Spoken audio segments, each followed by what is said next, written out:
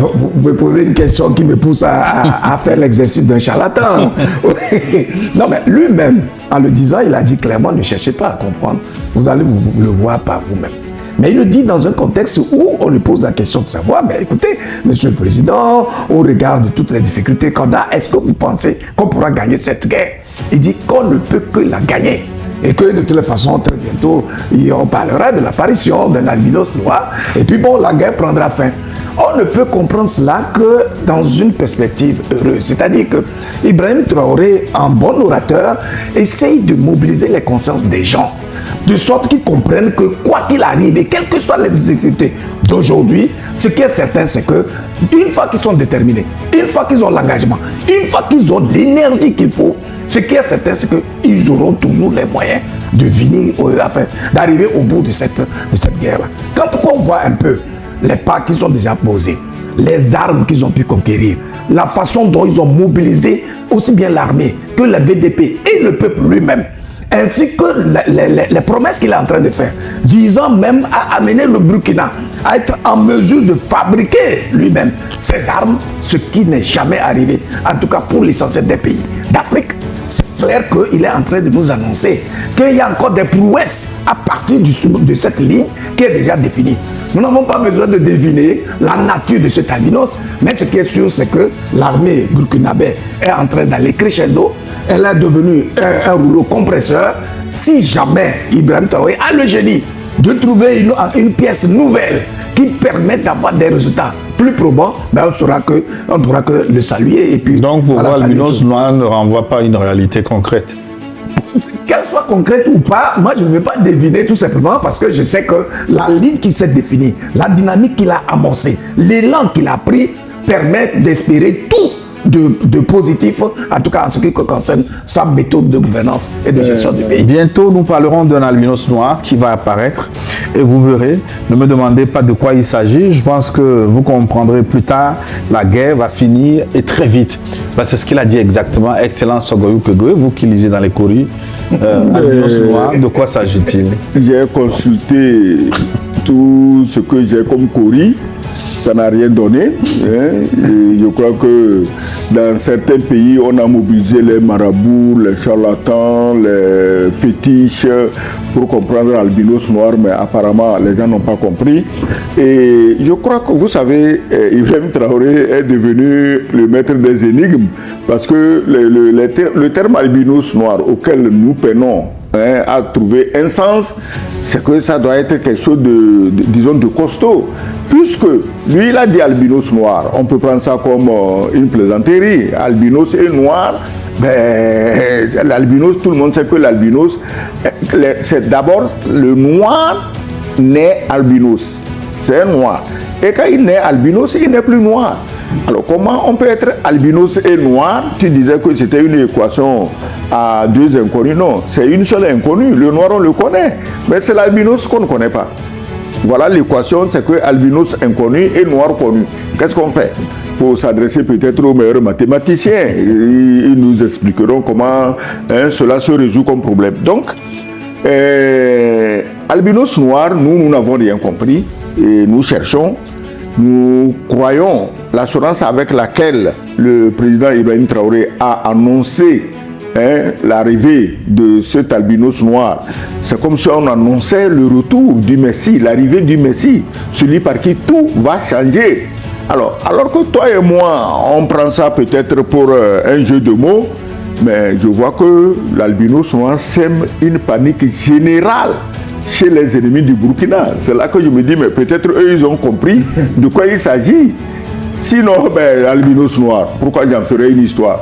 Mais si ça sème la panique, jusqu'à des interdits soient proclamés sur l'utilisation du terme, ben, tu comprends que des gens ont compris ce que c'est que l'albinos noir et ça ne réserve absolument rien de bon pour eux. Oui, vous faites allusion à la sortie du procureur de la République de la Côte d'Ivoire qui interdit utilisation ou commentaire de ce concept albinos noir parce que selon lui, le concept est stigmatisant pour les albinos. Mais ce n'est pas une insulte pour un albinos qu'on disait. D'abord, l'albinos rêve d'être noir comme ses frères et sœurs. Alors dire albinos noir, en quoi on le stigmatise? être noir n'est pas une insulte pour un albinos. Est-ce que tu comprends? Et là, il n'a qu'à dire qu'on stigmatise les noirs, parce que c'est les noirs qui ne veulent pas être albinos. Mais l'albinos souhaiterait être noir comme ses frères, parce qu'ils naissent, même père, même mère, mais voilà, il y a un qui est albinos. Et il se demande, mais pourquoi moi et pourquoi pas les autres? Donc, cette affaire-là, tu sais, ils ont leur raison. Moi, je ne veux pas spéculer sur...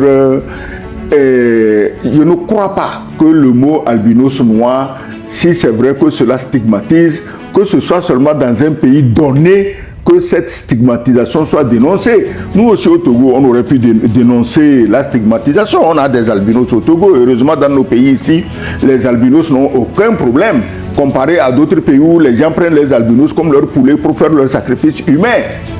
Est-ce que tu comprends ça? D'ici, nous, on n'a pas de problème avec les albinos. On aurait pu, nous aussi, se redresser sur nos queues pour dire, ah non, Ibrahim Traoré, il ne faut pas stigmatiser nos albinos. Il n'a en rien stigmatisé aucun albinos. Les gens ont leur motif pour se mettre sur les ergots. Ils n'ont qu'à le dire clairement que voilà pourquoi nous, on n'aime pas l'expression albinos noir. Sinon, on ne stigmatise pas les albinos. Le monde est vaste. Ça m'étonne. Il y a partout des organisations de défense des droits de l'homme, de ceci. Aucune de ces organisations n'a hurlé au scandale que le président du Faso dise albinos noirs. Pourquoi un pays comme un autre où on a tous les problèmes que nous tous nous avons, hein, on ne va pas stigmatiser quelqu'un, on a des problèmes de droits de l'homme, on a des problèmes de ceci. Pourquoi c'est lui qui se met maintenant à dénoncer une stigmatisation? Stigmatisation de qui? C'est lui qui fait maintenant la stigmatisation contre les albinos noirs parce que personne n'avait pris ce terme négativement, sauf les ennemis du Burkina qui tremblent devant le terme, et c'est à eux de nous expliquer pourquoi ils tremblent. Luc Kabaki, le concept albinos noir, est-ce qu'il est injurieux? Non, mais écoutez, justement, est-ce que même le contexte dans lequel Ibrahim Traoré a parlé, mais c'est un contexte plutôt glorieux, c'est-à-dire l'albinos noir en question viendrait mettre un terme permettrait, en tout cas son apparition, permettrait de mettre un terme à la guerre. Donc normalement, c'est un messie, c'est-à-dire que c'est une opportunité qui devrait réjouir tout le monde à la fois, parce qu'en réalité, la guerre, elle sert à quoi? À tuer les gens? Ou bien c'est pas ça? Donc, c'est pour dire qu'en réalité, qui se sent morveux se mouche. Dans un contexte comme celui-là, lorsque un procureur de la République sort pour commencer à s'agiter et à s'attaquer à ceux qui récupèrent ce terme d'albinos noir, sans pour autant attaquer l'auteur lui-même. Donc, ça dit que c'est le président de la République qui, au cours d'une interview adressée à son peuple, dit, écoutez, ne perdez pas l'espoir. Je vous promets ceci, il y aura bientôt l'apparition d'un albinos noir qui permettra de mettre un terme à la guerre.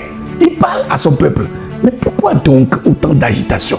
Au point où un homme garant de la loi, qui est chargé d'observer, de travailler pour la régulation de la quiétude ou de la paix sociale, s'insurge contre un terme qui a été utilisé par un homme d'État. Et s'attaque justement à ceux qui utilisent ce terme pour s'interroger justement sur la nature et l'identité justement de cet albinos qui permettrait d'apporter la bonne nouvelle au peuple du Sahel. C'est quand même curieux et extraordinaire, et j'ai l'impression que c'est le subconscient justement de ces gens-là qui est en train de se manifester, de se révéler.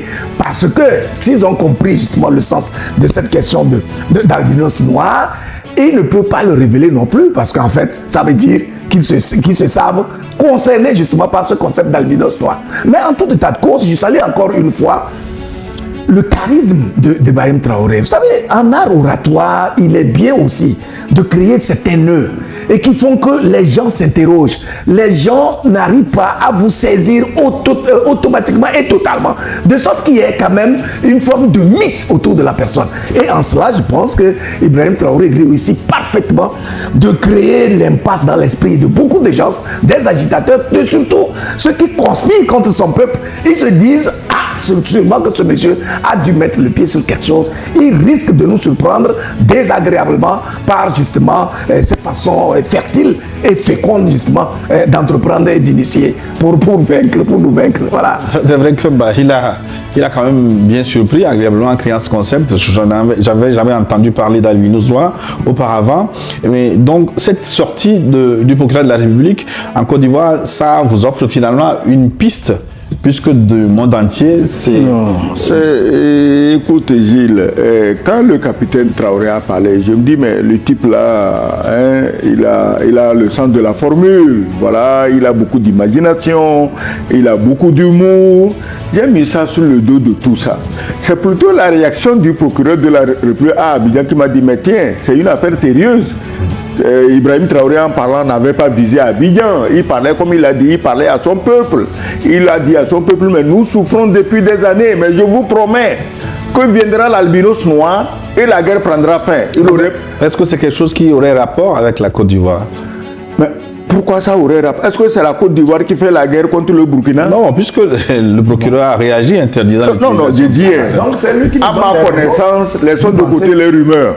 À ma connaissance, la Côte d'Ivoire n'a jamais déclaré la guerre contre le Burkina. Alors, maintenant, peut-être ils avaient ça en projet. C'est ça, et même si c'était le cas, ce n'est pas au procureur de réagir. Voilà. Parce que les procureurs ne font pas la guerre. Hein? On sait qui, en cas de crainte d'une guerre, qui est habilité à prendre la parole. Ce n'est pas un procureur. Donc, à ma connaissance, le Burkina, la Côte d'Ivoire ne fait pas la guerre contre le Burkina. Et si on promet la fin de la guerre au Burkina, je ne sais pas pourquoi ça toucherait la Côte d'Ivoire. C'est ça le problème. C'est ça. Les Burkinabés souffrent. On refuse de les aider. On soutient les terroristes. On mobilise même des armées pour aller combattre des gouvernements qui luttent contre ces terroristes. Et aujourd'hui, un président de l'espace AES dit, mes amis, mon peuple, bientôt on va sécher nos larmes.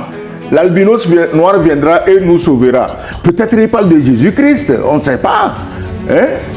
Pour un musulman, ça serait bizarre. Peut-être il parle de Jésus-Christ. Ou bien, je ne sais pas si chez les musulmans, il est prévu le retour du prophète.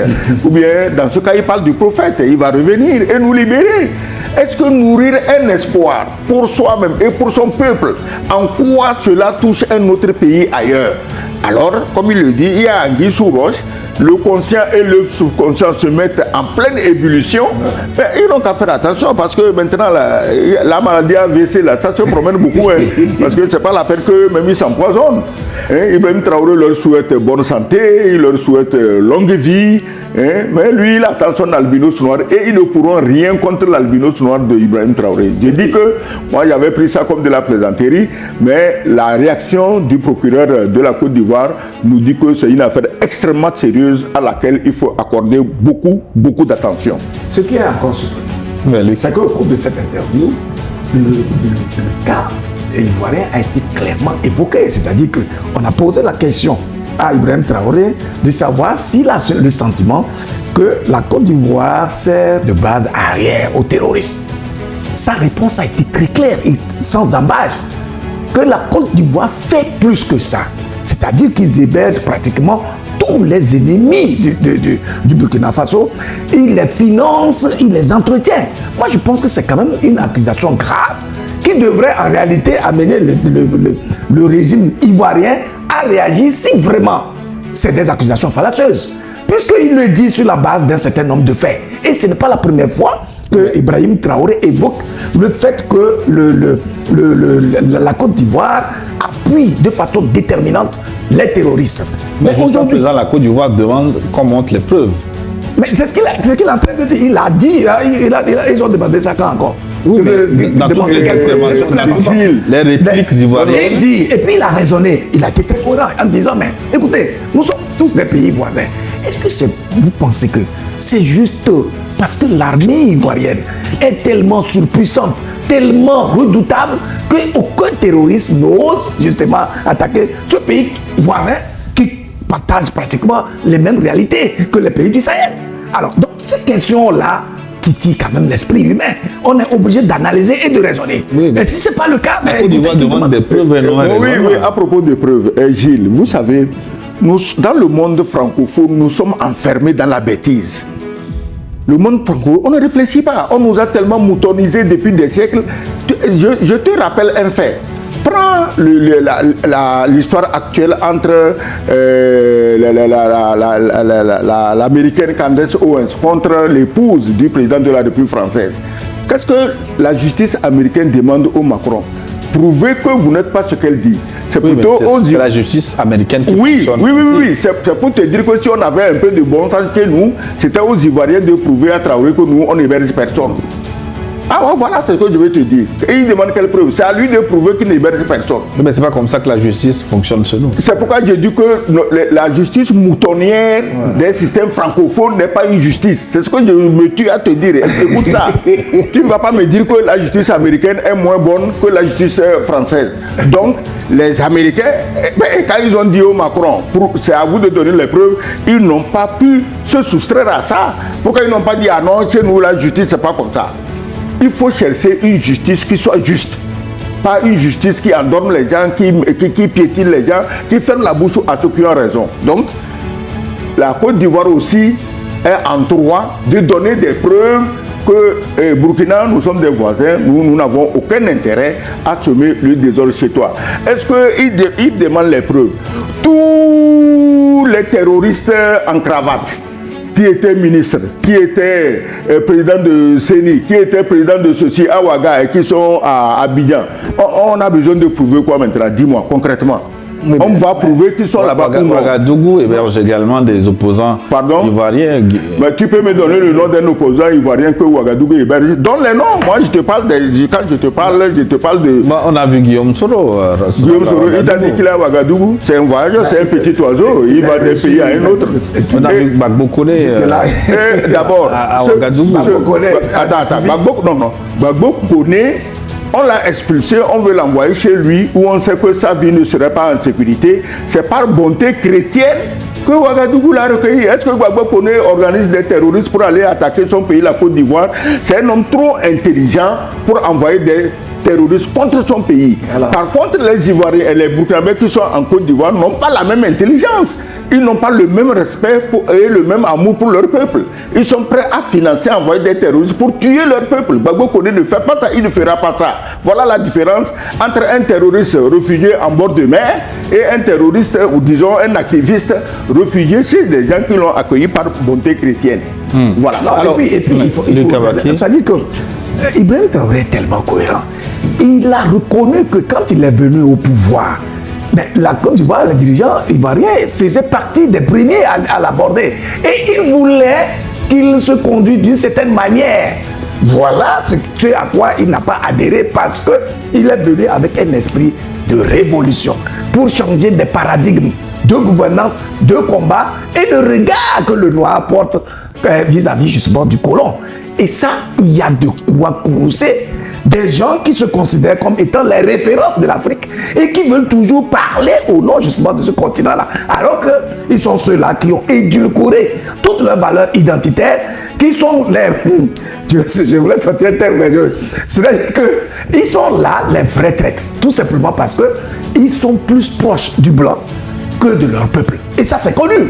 Parce que leur position sur des sujets stratégiques et déterminants, comme la monnaie par exemple, montre clairement qu'en réalité, ils travaillent beaucoup plus pour préserver l'intérêt du colon, dont le rôle dans nos pays est justement de nous détruire, de nous déstabiliser, de créer l'instabilité dans nos pays pour pouvoir justifier sa présence permanente. Et donc, dans un tel contexte, quand on regarde tous ces éléments-là, les indicateurs, il y a quand même des indices graves et concordants, en tout cas de culpabilité.